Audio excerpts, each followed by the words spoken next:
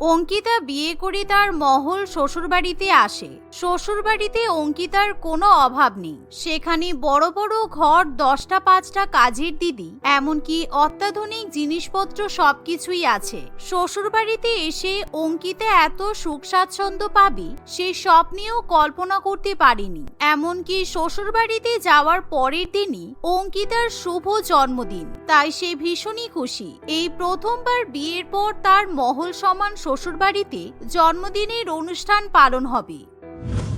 বৌমা, আজকে কিন্তু তোমাকে ভালো মন্দ রান্না করতে হবে। আজকে সারা দিন রান্নাঘর থেকে বেরোলে চলবে না, কারণ আমাদের ট্রফির জন্মদিন। তুমি আজকে ট্রফির পছন্দ মতো সব খাবার রান্না করবে। শাশুড়ি মায়ের কথা শুনে অঙ্কিতা একেবারে অবাক হয়ে যায়, কারণ ট্রফি হলো তাদের বাড়ির গোল্ডেন রিট্রিভার। ট্রফিকে সবাই খুব ভালোবাসে। জন্মদিনে সকালবেলাতেই ট্রফির গলায় সোনা হীরার চেন পরিয়ে দেওয়া হয়, যা দেখে অঙ্কিতার ভীষণই খারাপ লাগে, কারণ তার শ্বশুরবাড়ির লোকেরা ট্রফির জন্মদিন নিয়ে খুবই উত্তেজিত। কিন্তু আজকে যে তারও জন্মদিন সেটা কারোরই মনে থাকে না। এই কারণেই আমি ভাবছি যে কালকে রাত্রিবেলা বিজয় আমাকে উইশ করলো না কেন, কারণ ও তো ভুলেই গেছে যে আজকে আমার জন্মদিন। অবশ্য আমার বাপের বাড়ি থেকে কেউ তো কাউকে কিছু বলেওনি, তাই জন্য হয়তো কেউ জানে না যে আজকে আমার জন্মদিন। ওরা ট্রফির জন্মদিন নিয়ে আনন্দিত। যদি একটা কুকুরের জন্মদিন এত ভালো করে পালন করা হয়, তাহলে আমার জন্মদিন হয়তো অনেক ভালো করে পালন করতো। এই ভেবে অঙ্কিতার মন ভীষণই খারাপ করে। অন্যদিকে তার শ্বশুরবাড়ির লোকেরা সবাই ট্রফিকে নিয়ে ব্যস্ত হয়ে পড়ে। সবাই মিলে ট্রফিকে জন্মদিনের জন্য উইশ করতে থাকে, কিন্তু অঙ্কিতার দিকে কেউ ঘুরেও তাকায় না, যা দেখে অঙ্কিতা রান্নাঘরে চলে যায়। সে রান্নাঘরে গিয়ে দেখে সেখানে চিকেন, মাটন, দামি দামি মাছ ইত্যাদি সাজানো আছে, কারণ সেই খাবারগুলো ট্রফি খুব পছন্দ করে। আজকে আমি ট্রফির পছন্দ মতো মাটন কষা, চিকেন কিমা সবই রান্না করব। ও তো নির্জীব পশু, তাই ওকে জন্মদিনে খুশি রাখা খুব দরকার। এই বলে অঙ্কিতা রান্না করতে শুরু করে দেয়। এমন সময় অঙ্কিতার একমাত্র ননদ রচনা রান্নাঘরে আসে। ও বৌদি, তোমার রান্না বান্না হয়ে গেলে তুমি আমার সাথে চলো। আমি ড্রাইভারকে বলে দিয়েছি আমরা একটা বড় শপিং মলে যাব। তারপর আমরা দামি দামি শাড়ি, গহনা, জুতা কিনে আনবো, কারণ আজকে সন্ধ্যাবেলা কিন্তু বাড়িতে একটা বড় পার্টি আছে। আমরা ট্রফির জন্মদিনে খুব সুন্দর করে সাজবো। না না, আমার জন্য কিছু কিনতে হবে না। আমি বিয়ের সময় যা শাড়ি, জামা কাপড় নিয়ে এসেছি ওগুলোই পরে নেব। তাছাড়া আমার এত দামি দামি জিনিসপত্র কেনার কোনো অভ্যাস নেই। রচনা তার বৌদির কথা শুনতে চায় না। কিছুক্ষণ পর সে তার বৌদিকে নিয়ে বড় গাড়ি করে শপিং করতে চলে যায়। রচনা শপিং মলে গিয়ে অনেক দামি দামি শাড়ি, গহনা, জুতা ইত্যাদি কেনে। সে তার বৌদিকেও দামি দামি জিনিসপত্র কিনে দেয়, যা দেখে রচনার চোখে জল চলে আসে, কারণ বিয়ের আগে রচনা কখনোই এত দামি দামি জিনিসপত্র চোখেও দেখেনি। নাইবা সে বিয়ের আগে কখনো এত সম্মান বা ভালোবাসা পেয়েছে। আমার জন্মদিন কেউ মনে রাখেনি তাতে কি হয়েছে? আমার শ্বশুরবাড়ির লোকেরা সবাই আমাকে অনেক ভালোবাসে। না হলে আমি যখন বাপের বাড়িতে ছিলাম তখন আমার জন্মদিনের কথা আমার মা আর বোন মনে রাখলেও ওরা আমার উপর অত্যাচার করত। কেউ আমাকে কখনো ভালোবাসেনি। আসলে বাপের বাড়িতে অঙ্কিতা তার সৎমা দামিনী দেবী এবং এক বোন দীপার সঙ্গে বাস করত। দুই বোনের একই দিনে জন্মদিন, কিন্তু তবুও দামিনী দেবী সবসময় নিজের মেয়েকে নিয়েই মেতে থাকতো জন্মদিনের দিন। এ অঙ্কিতা, তুই সারা বাড়িঘর ভালো করে পরিষ্কার করে রাখবি, কারণ আজকে কিন্তু আমার মেয়ের জন্মদিন। সন্ধ্যাবেলা পার্টি রাখা হয়েছে, কোথাও যেন একটুও ধুলো ময়লা না থাকে। আমি আমার মেয়েকে নিয়ে শপিং করতে যাচ্ছি, কারণ আজকে তোদের বাবা শহরের অনেক বড় বড় লোকজনকে নিমন্ত্রণ করেছে। তাদের মধ্যেই বিজয়ের সাথে আমার মেয়ের বিয়ের কথা হচ্ছে। আজকে আমি আমার মেয়েকে পুরো হিরোইনের মতো সাজিয়ে দেব, যাতে বিজয় আমার মেয়েকে পছন্দ করে। মা, আজকে তো আমারও জন্মদিন। আমি তোমাদের সাথে শপিং করতে যাব, কারণ আমার জামা কাপড়গুলো তো সব ছিঁড়ে গেছে। এমনিতেও আমার কাছে শীতে পরার মতো কিছু নেই, তাই আমাকে তুমি ভালো ভালো দুটো জামা আর সোয়েটার কিনে দেবে। তোর তো শখ কম না দেখছি। তোর মতো গরিব মেয়ের জন্মদিন হয় না। আমার মেয়ের কয়েকটা পুরানো জামা আর সোয়েটার তুই পরে নিবি। আর শোন, তুই কিন্তু সবার সামনে বলবি না যে আজকে তোরও জন্মদিন, মনে থাকবে? মায়ের কথা শুনে অঙ্কিতার খুবই খারাপ লাগে। অন্যদিকে দামিনী দেবী তার নিজের মেয়েকে নিয়ে বড় শপিং মলে শপিং করতে যায়। এদিকে অঙ্কিতা সারাক্ষণ বাড়ির কাজ করে, কিন্তু অঙ্কিতার বাবা সেদিন তাকে জন্মদিন উপলক্ষে একটা খুব সুন্দর জামা উপহার দেয়। সন্ধ্যাবেলা তাদের বাড়িও খুব সুন্দর করে সাজানো হয়, কিন্তু অঙ্কিতা তখনও পর্যন্ত রান্নাঘরে ব্যস্ত থাকে। এই অঙ্কিতা, শপিং মল থেকে তোর বোনের জন্য বার্থডে উপলক্ষে যে জামাটা কিনে নিয়ে এসেছি ওটা একটু বড় হয়ে গেছে, তুই সেলাই করে ছোট করে দে তো। কিন্তু এমন সময় দামিনী দেবী অঙ্কিতার জামা দেখে ভীষণই অবাক হয়, কারণ অঙ্কিতা তখন তার বাবার দেওয়া নতুন ড্রেস পরেই রান্নাবান্না করে, যা দেখে দামিনী দেবী ভীষণই রেগে যায়। তোর এত বড় সাহস, তুই আমার মেয়ের জন্মদিনের দিন এরকম নতুন জামা পরে রান্না করছিস? ইচ্ছা করে আমার মেয়েকে সবার সামনে ছোট করবি বলে, তাই তো? কেন মা, আমি ওকে ছোট করতে যাব কেন? এছাড়া ওকে তো আমার থেকে অনেক সুন্দর দেখতে। এই জামাটা আজকে বাবা আমাকে উপহার দিয়েছে, সেই জন্য আমি পরেছি। একদম এসব জামা কাপড় পরতে হবে না, কারণ আমার মেয়ের জন্মদিনের পার্টিতে তুই ওয়েটার হিসেবে কাজ করবি, তাই এই জামাটা খুলে তুই ছেঁড়া জামা পরে ঘুরে বেড়া। এমন কথা শুনে অঙ্কিতার খুব খারাপ লাগে। অঙ্কিতা মন খারাপ করে নতুন জামা পরিবর্তন করে পুরানো জামা পরে নেয়।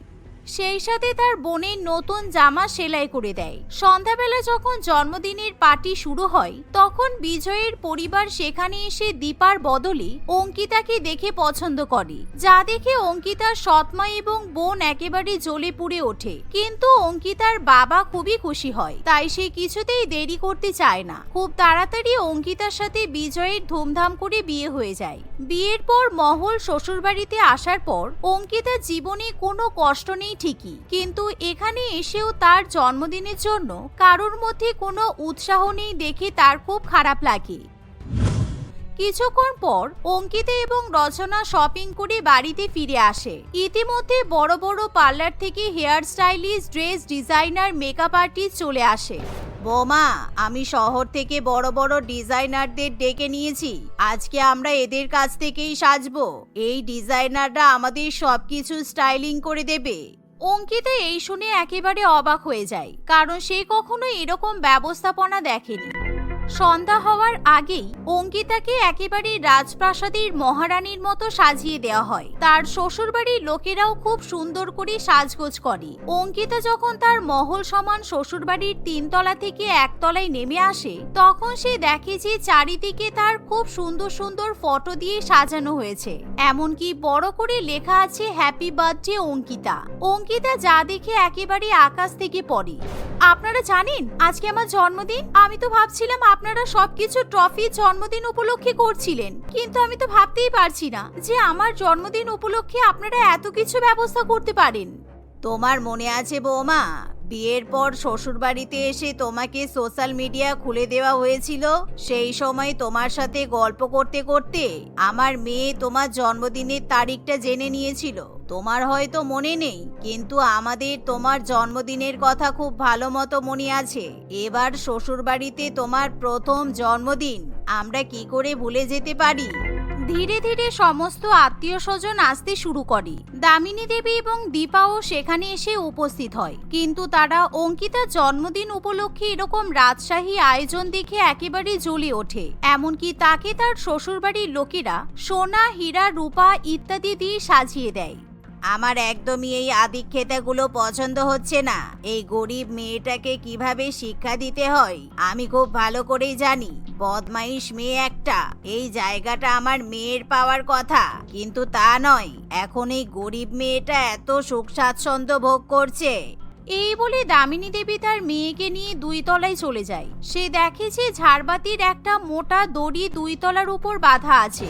দামিনী দেবী এবং দীপা দুজনে মিলে সেই বড় ঝাড়বাতির দড়ি লুকিয়ে লুকিয়ে কাটতে শুরু করে, কিন্তু কেউ কিছু দেখতে পায় না। সবাই 1 তলায় দাঁড়িয়ে জন্মদিনের অনুষ্ঠান পালন করতে ব্যস্ত থাকে, কিন্তু নিচ থেকে ট্রফি ব্যাপারটা দেখতে পায়। সে হয়তো মুখে কিছু বলতে পারে না, কিন্তু সে অঙ্কিতাকে ভীষণই ভালোবাসে, কারণ বিয়ের পর অঙ্কিতা তার খাওয়া দাওয়া থেকে শুরু করে তার যাবতীয় দায়িত্ব নেয়। তাই ট্রফি দৌড়ে গিয়ে অঙ্কিতার সামনে ঘ্যাও ঘ্যাও করতে শুরু করে। ট্রফি ভীষণই চিৎকার করতে থাকলে অঙ্কিতা খুবই ভয় পেয়ে যায়। তাই অঙ্কিতা সেই ঝাড়বাতির তলা থেকে সরে যায়।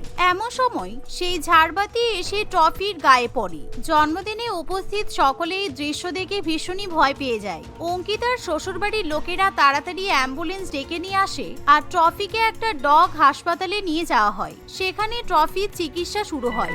আমার জন্মদিনের দিন এরকম দুর্ঘটনা কে ঘটাতে পারে আমি ভালো করেই জানি। বোন, মা, এটা তোমাদের কাজ ছাড়া অন্য কারোর কাজ হতেই পারে না। শোন, তুই এখন মহল শ্বশুর বাড়িতে বউ হয়েছিস বলে নিজেকে বড় এমন কিছু মনে করিস না। আমরা কেন এসব কিছু করতে যাব? আমাদের কি খেয়ে বসে কাজ নেই? তোমরা হয়তো জানো না, আমার শ্বশুর বাড়িতে সিসিটিভি বসানো আছে। ক্যামেরা চেক করলেই বোঝা যাবে কে এই কাজ করেছে। আর তোমরা যদি এরকম কাজ করে থাকো তাহলে আমি নিজে তোমাদেরকে পুলিশে ধরিয়ে দেব। কারণ তোমরা আমাকে সারা জীবন অনেক জ্বালিয়েছো, এখন আমাকে কিছুতেই জ্বালাতন করতে পারবে না। এই শুনে দামিনী দেবী প্রচন্ড পরিমাণে ভয় পেয়ে যায়। তাই দামিনী দেবী এবং তার মেয়ে ভয়ের চোটে কান্নাকাটি করতে শুরু করে। আমরা ভুল করে ফেলেছি, দয়া করে আমাদেরকে পুলিশের হাতে ধরিয়ে দিস না। তোর জন্মদিনের দিন এরকম কাজ করা আমাদের উচিত হয়নি, আমাদের ক্ষমা করে দে। অঙ্কিতা কিছুতেই ক্ষমা করতে চায় না। অঙ্কিতা তার মা এবং বোনকে পুলিশের হাতে তুলে দেয়। কয়েকদিনের মধ্যে ট্রফিও সুস্থ হয়ে বাড়িতে ফিরে আসে। দীপিকা মহেন্দ্রবাবুর একমাত্র মেয়ে ছিল, তাই দীপিকার বিয়েতে তার বাবা কোনো রকমের কমতি ছাড়েনি। ছেলে পক্ষের তরফ থেকে কোনো রকমের দাবি না থাকা সত্ত্বেও মহেন্দ্রবাবু অনেক টাকা খরচ করে দীপিকার শ্বশুরবাড়িতে যৌতুক পাঠিয়েছিল। খুবই ধুমধাম করে দীপিকা ও বাবাইয়ের বিয়ে হয়েছিল। বিয়ের পর দীপিকার শাশুড়ি মা পদ্মা দেবী তার বৌমাকে স্বাগত জানানোর জন্য অনেক বড় এক গৃহপ্রবেশের অনুষ্ঠানের আয়োজন করেছিল। এসো বৌমা, এসো, তোমার বাড়িতে তোমাকে স্বাগত জানাই। আজ থেকে এই বাড়ি তোমার, আর আমার ঘর সংসার সামলানোর সমস্ত দায়িত্ব আমি তোমাকে দিলাম। ঠিক আছে মা, বলছি যে আমি যে জিনিসগুলো সঙ্গে করে নিয়ে এসেছি সেগুলো কোথায় রাখবো? এখন এই জিনিসগুলো কোথাও রাখার দরকার নেই, এখন তুমি বিশ্রাম করো। আমি সমস্ত জিনিসগুলো হল রুমে রেখে দিচ্ছি। কালকে তুমি তোমার ইচ্ছা মতো জিনিসগুলো কোথায় কি রাখবে সেটিং করে নিও। তোমার ঘর, তোমার বাড়ি, তুমি কোথায় কি রাখবে সেটা তোমার ব্যাপার। তুমি চাইলে আমাদের বাড়িটাকে নতুন করেও সাজাতে পারো। ধন্যবাদ মা, আপনি খুব ভালো। পদ্মা দেবীর কথা শুনে দীপিকা ভীষণ পরিমাণে খুশি হয়েছিল। পরের দিন সকালবেলা দীপিকা বাড়িতে কয়েকজন কারিগরকে ডাকে। তাদের সাহায্য নিয়ে দীপিকা খাট, আলমারি, ফ্রিজ, ওয়াশিং মেশিন এবং অন্যান্য সমস্ত কিছু সেট করে ফেলে। শুধু বাকি পড়ে থাকে একটা বড় টিভি।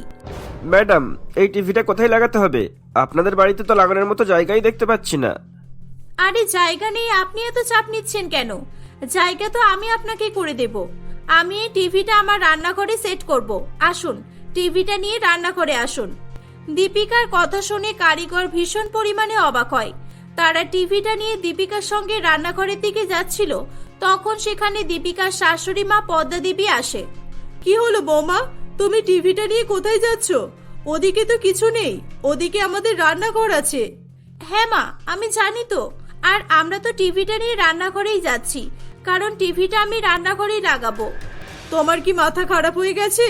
টিভি কেউ রান্নাঘরে রাখে নাকি? রান্নাঘরে টিভি রেখে কি করবে তুমি? ও বুঝেছি, তুমি নিশ্চয়ই রান্না করতে পারো না, তাই তো?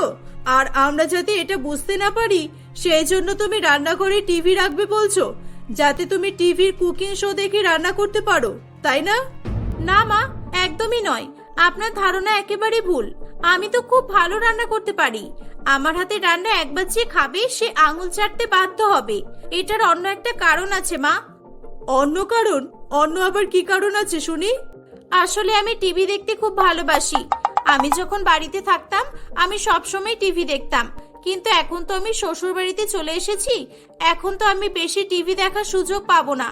এখন আমার বেশিরভাগ সময়টা রান্নাঘরেই কেটে যাবে। সকালে, দুপুরের আর রাতের রান্না করতে হবে।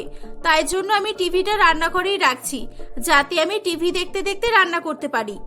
না, আমি তোমাকে রান্নাঘরে টিভি কিছুতেই রাখতে দেব না। রান্নাঘরে টিভি রাখবে, লোক দেখলে কি বলবে বলো তো? আচ্ছা তাই, আর কালকে যে আপনি অত লোকের সামনে আমাকে বললেন যে এখন থেকে এটা আমার বাড়ি, আমি যা ইচ্ছা করতে পারি, যেখানে যে জিনিসটা ইচ্ছা সেটা রাখতে পারি, আর আমি বাড়িটাকে নতুন করেও সাজাতে পারি, কি আপনি বলেছিলেন তো? তাই জন্য আমি রান্নাঘরে টিভি রেখে আপনাদের বাড়িটাকে নতুন একটা লুক দেব। দীপিকার কথা শুনে তার শাশুড়ি মা আর কিছু বলে না। দীপিকা খুশি মনে রান্নাঘরে টিভিটা সেট করার পর তার শাশুড়ি মায়ের কাছে এসে বলে, মা, আমার সব কাজ কমপ্লিট হয়ে গেছে।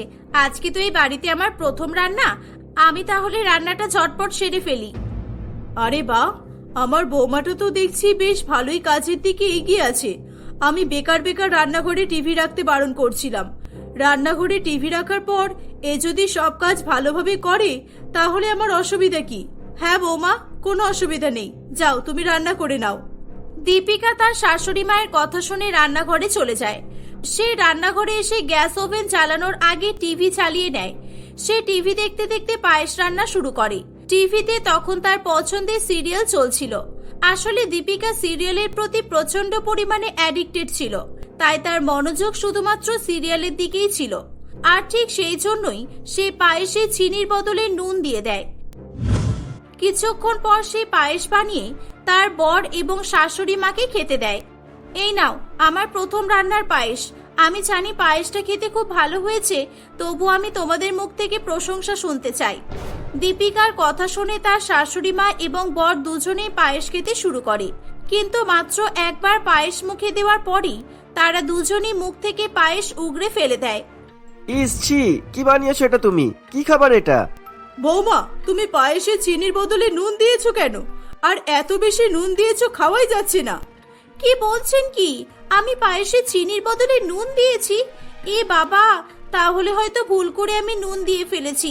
আসলে নুন চিনির কৌটোগুলো সব একই রকমের দেখতে, তো সেই জন্য আমি বুঝতে পারিনি। দীপিকা, কৌটোগুলো সব একই রকমের দেখতে হলেও সব কৌটোর উপর লেখা আছে কোনটা চিনি আর কোনটা লবণ। আমার মা অনেক বড় বড় করেই লিখে রেখেছে, দেখেছো তুমি? আগে তো আমিও মাঝে মধ্যে রান্না করতাম, কই আমি তো কোনোদিনও ভুল করিনি। ঠিক আছে, তোমাদের আরো কিছু কথা শোনানোর হলে আমাকে শুনিয়ে দাও। কালকেই আমি এই বাড়িতে এলাম, আর আমি এত শখ করে তোমাদের জন্য প্রথম রান্না করলাম, আর তোমরা আমাকে আজ থেকেই কথা শোনানো শুরু করে দিয়েছো। আরে বৌমা, না না, তোমাকে কেউ কথা শোনাচ্ছে না। তুমি একদম মন খারাপ করো না। ঠিক আছে বৌমা, ভুল তো সবাই করে, তুমিও ভুল করেছো, কোনো অসুবিধা নেই।